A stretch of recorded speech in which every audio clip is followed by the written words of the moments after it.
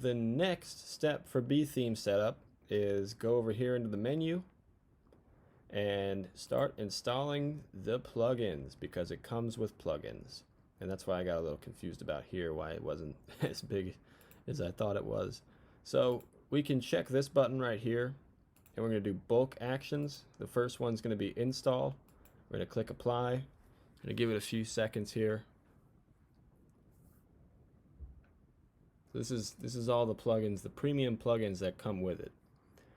Slider Revolution costs money, so that's already baked in, which is cool. So, all right, now they're installed, but they need to be activated. So we click Install Plugins again,